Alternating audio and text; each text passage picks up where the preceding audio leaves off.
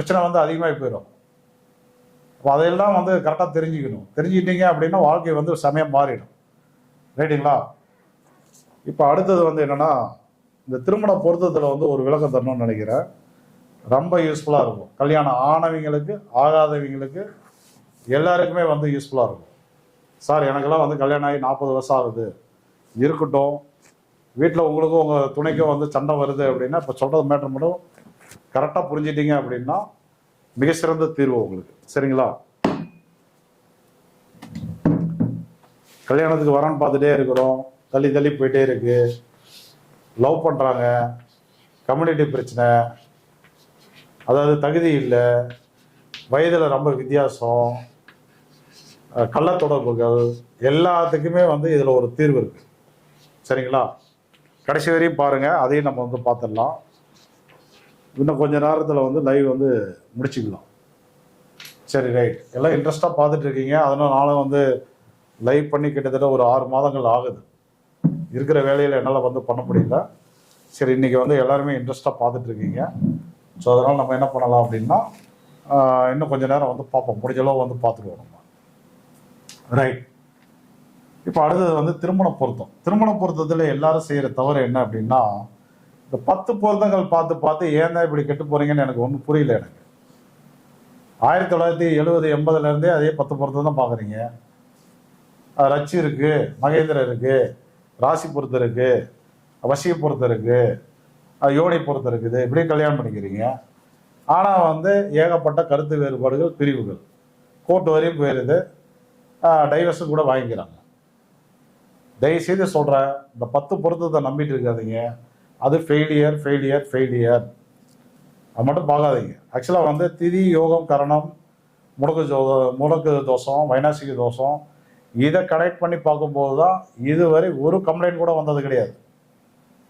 திருமண வாழ்க்கையில் கடுமையாக பாதிக்கப்பட்ட ஒரு பெண்ணுக்கு ஒரு ஆணுக்கு கூட ஒரு நல்ல வாழ்க்கையை வந்து ஏற்பாடு பண்ணி கொடுத்துருக்கேன். நான் ரொம்ப வருஷமாக கல்யாணம் ஆகாதவங்களுக்கு கூட பரிகாரங்கள் பண்ணி கல்யாணம் பண்ணி வச்சுருக்கேன். நான் அப்போ இந்த கல்யாணத்தில் வந்து தயவுசெய்து வந்து 10 பொருத்தங்களை வந்து பார்க்காதீங்க.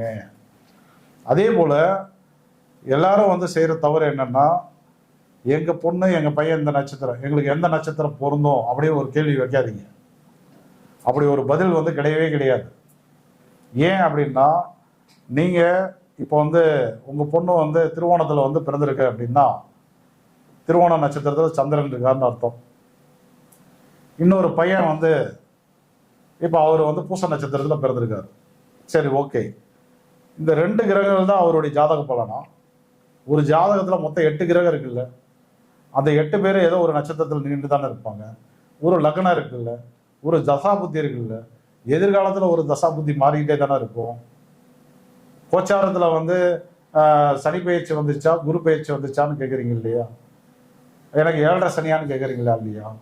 அப்போ இவ்வளோ விஷயங்கள் வந்து இருக்கும்போது எல்லாத்தையும் விட்டுவிட்டு எங்கள் பொண்ணு எங்கள் பையன் வந்து திருவோண நட்சத்திரம், அவருக்கு எந்த நட்சத்திரத்தில் பிறந்த ஒருத்தர் வந்து செட்டவாரு, எது நல்லது எது கெட்டதுன்னு சொல்கிறீங்களே, அப்படியும் மானம் கட்டு வீடியோவும் போடுறாங்க நிறைய ஜோதிடர்கள். இது வந்து 5 காசு 0க்கு சமம். ஒன்றுக்கும் பிரயோஜனம் இல்லை. Everything waste. அப்போ வந்து ஒருத்தர் வந்து பொருந்துவாரா அப்படின்னா 2 ஜாதகங்களை இணைத்து பக்கத்தில் வச்சு தான் வந்து பார்க்கணும். இந்த ஜாதகத்தில் 9 கிரகம் என்ன பண்ணுது, லக்னம் என்ன பண்ணிட்டு இருக்கு, இந்த ஜாதகத்தில் என்ன பண்ணிட்டு இருக்கு, இவங்களுக்கு என்ன தசை புத்தி, இவங்களுக்கு என்ன தசை புத்தி, இவங்களுக்கு 7.5 வரப்போகுதா, இவங்களுக்கு செவ்வாய் தோஷம் இருக்குதா, ராகு தோஷம் இருக்குதா, எல்லாத்தையும் கனெக்ட் பண்ணி பார்க்கும்போது தான் இவங்க 2 பேரும் சேர்ந்தா என்ன நடக்கும் அப்படிங்கிறது தெரிய வரும். சரி சார், இப்போ 2 ஜாதகத்தையும் வச்சு பார்க்குறோம், ரைட், ஓகே. வேற ஏதாவது வழிகள் இருக்கா அப்படின்னா இருக்கு. எல்லாருக்கும் வந்து பளிச்சுன்னு ஒரு விஷயத்த வந்து சொல்ல முடியும். ஒரே நாம யோகத்தில் பிறந்த இருவரை வந்து இணைக்காதீங்க. ஒரே நாம யோகத்தில் பிறந்த இருவரை வந்து இணைக்காதீங்க. இப்போ நாம யோகங்கள் மொத்தம் 27 நாம யோகம் இருக்கு. அதை வந்து 3 வந்து பிரிச்சிருக்காங்க. பிரிச்சிங்க அப்படின்னா மொத்தம் 9 டீம் கிடைக்கும். இந்த 9 டீம்ல ஒரே டீமுக்குள்ளார பிறந்திருக்கக்கூடிய இருவரை வந்து இணைக்காதீங்க. அப்படி இணைச்சிட்டீங்க அப்படின்னா அதுக்கு மேலே வந்து சிவனே வந்தாலும் உங்கள் பஞ்சாயத்தை வந்து தீர்க்க முடியாது. அவ்வளோ பிரச்சனைகள் நடக்கும். இப்போ அந்த டீம் என்னன்னு சொல்கிறோம், கவனிங்க. விஷ்கம்பம், கண்டம், பரிகம், இது மூணும் வந்து ஒரு டீம். ஒரு பெண் அல்லது ஆண் ஒரு விஷ்கம்பத்தில் பிறந்திருக்காருன்னா இன்னொருத்தர் வந்து கண்டம் பரிகத்தில் பிறந்திருந்தால் வந்து இணைக்கக்கூடாது. அதுதான் வந்து விதி.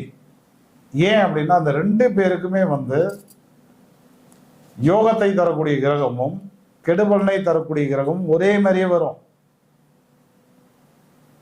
2 பேருக்கு பார்த்தீங்கன்னா ஒரே மாதிரியே வரும். அப்ப 2 பேருமே வந்து ஒரே கிரகத்துல நல்ல பலன் வந்து அனுபவிப்பாங்க, ஒரே கிரகத்துல கெடுபலனை வந்து அனுபவிப்பாங்க. இந்த விஷ்கம்ப கண்டம் பரிகத்தில் பிறந்தவர்களுக்கு என்ன பிரச்சனை அப்படின்னா 2 பேருமே வந்து மனம் வந்து தெளிவா இருக்காது, மனக்குழப்பங்கள் வந்து அதிகமா இருக்கும். 2 பேருக்குமே தேவையில்லாத வந்து தேவையான தன வரவுகள் வந்து இருக்காது. அப்புறம் காலம் ஃபுல்லாக அண்ணன் தம்பிங்க, அக்கா தங்கச்சிங்க, அப்பா அம்மா, தாத்தா பாட்டி, சித்தப்பா பெரியப்பா, மாமன், இவனே வந்து கொடுத்து வந்து உதவிட்டு இருக்க முடியுமா? இப்போ அவங்களுக்குன்னு ஒரு வருமானம் வேண்டாமா? இப்போ ஒரு உதவிகள் பண்ணாலும் அதுலேருந்து அவங்க வந்து நல்லா சம்பாதிச்சு மீண்டு வர வேண்டாமா? நீங்கள் கொடுத்தீங்கனாலும் அந்த பணத்தை இழந்துக்கிட்டே இருப்பாங்க 2 பேருமே. அப்போ கடைசி வரையுமே வாழ்க்கையில் வந்து முன்னுக்கே போக முடியாது. அப்போ அதுபோல் ஒவ்வொரு நாம யோகத்திலையும் ஒவ்வொரு பிரச்சனைகள் இருக்கு. இப்போ விஷ்கம்ப கண்டம் பரிகத்தில் பிறந்த இருவரை வந்து இணைக்கக்கூடாது. பிரீத்தி விருத்தி சிவம் நாம யோகத்தில் பிறந்த இருவரை வந்து இணைக்கக்கூடாது. ஆயுஷ்மான் துருவம் சித்தம் நாம யோகத்தில் பிறந்த இருவரை வந்து இணைக்கக்கூடாது. சௌபாகியம் வியாதம் சாத்தியத்தில் பிறந்த இருவரை வந்து இணைக்கக்கூடாது. அதே போல சோபனம் அர்சனம் சுபம் நாம யோகத்தில் பிறந்த இருவரை வந்து இணைக்கக்கூடாது. அதிகண்டம் வஜ்ரம் சுப்பிரம் நாம யோகத்தில் பிறந்த இருவரை தயவுசெய்து வந்து இணைச்சிடாதீங்க. சுவர்ணம் சித்தி பிராமியத்தில் பிறந்த இருவரை இணைச்சிடாதீங்க. திருதி வேதிவாதம் மகேந்திர நாம யோகத்தில் பிறந்த இருவரை வந்து இணைக்காதீங்க. சூளம் வரியான் வைத்திருதி நாம யோகத்தில் பிறந்த இருவரை வந்து இணைச்சிடாதீங்க. ஒரே கரணத்தில் பிறந்த இருவரை இணைக்கலாமா அப்படின்னா தாராளமா இணைக்கலாம். பவகரணத்தில் பிறந்த இருவரை வந்து இணைக்கலாம். பையனும் பவகரணம், பொண்ணும் பவகரணம். பாலவகரணத்தில் பிறந்த இருவரை வந்து இணைச்சிக்கலாம். பாலவன் நாகவன் ரெண்டுமே மிக்சிங்கும் பண்ணிக்கலாம். 2 பேர் பாலவகரணம், அப்படி இல்லைன்னா ஒருத்தர் பாலவம் ஒருத்தர் நாகவம், 2 பேருக்குமே கரணநாதன் ராகுதான். 2ஐயும் இணைச்சிக்கலாமா? இணைச்சிக்கலாம். ஆனா கரணநாதன் 2 பேருக்கும் பாசிட்டிவா இருக்கணும். ஒருத்தருக்கு கரணநாதன் பாசிட்டிவ், ஒருத்தருக்கு இன்னைக்கு சொன்ன மாதிரி நெகட்டிவா இருந்தது அப்படின்னா வேலை கேட்டது.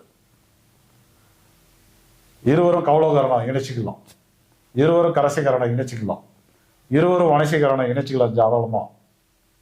2 பேருமே பத்திரிகரணம், பிரச்சனையே இல்லை. 2 பேருக்குமே ஆன்மீகத்தில் ஈடுபாடுகள் இருக்கும். 2 பேருமே கோயில் கோயிலாக சுற்றிட்டு இருப்பாங்க, ஜீவசமாதிகளாக போயிட்டு இருப்பாங்க, மடங்களாக போயிட்டு இருப்பாங்க, சர்வீஸ் பண்ணுவாங்க. இங்கே ஒருத்தர் வந்து அந்த மாதிரி இருந்து ஒருத்தர் மற்றொருவர் வந்து வேற மாதிரி இருந்தால் தான் பிரச்சனைகள் வந்து வெடிக்கும். அப்போ இருவர் பத்திரிகரணத்தில் பிறந்த இருவரை வந்து இணைக்கலாம். சதுஸ்பாதத்தில் 2 பேர் பிறந்திருந்தா இணைச்சிக்கலாம். கிருப்சகுணத்தில் 2 பேர் பிறந்திருந்தா இணைச்சிக்கலாம். இந்த ரூல் மட்டும்தான் ஸ்டாண்டர்ட் அதில். ஆனால் வந்து 2 பேர் ஜாதகத்தை பார்த்து, மீண்டும் சொல்கிறேன், 2 ஜாதகத்துலேயும் 9 கிரகம் இருக்குது, லக்னம் இருக்குது, தசாபுத்தி இருக்குது, எதிர்கால தசாபுத்தி இருக்குது. கோச்சாரத்தில் எல்லாம் கிரகங்கள் வந்து சனி பயிற்சி, குரு பயிற்சி, ராகு பயிற்சி இதெல்லாம் வந்து நடந்துட்டுருக்கு. எல்லாத்தையும் கவனித்து தான் அவங்களுக்கு வந்து பொருத்தம் வந்து பார்க்கணும். அப்படி பார்த்தா தான் அவங்களுக்கு வந்து சரியாக இருக்கும். சரிங்களா? அது ஒரு மேட்டர் வந்து வச்சுக்கோங்க. இப்போ அடுத்தது வந்து ஒரு டாபிக். அடுத்தது என்ன டாபிக் அப்படின்னு கேட்டிங்கன்னா, இப்போ அடுத்தது வந்து சுப முகூர்த்த நிர்ணயம். சுப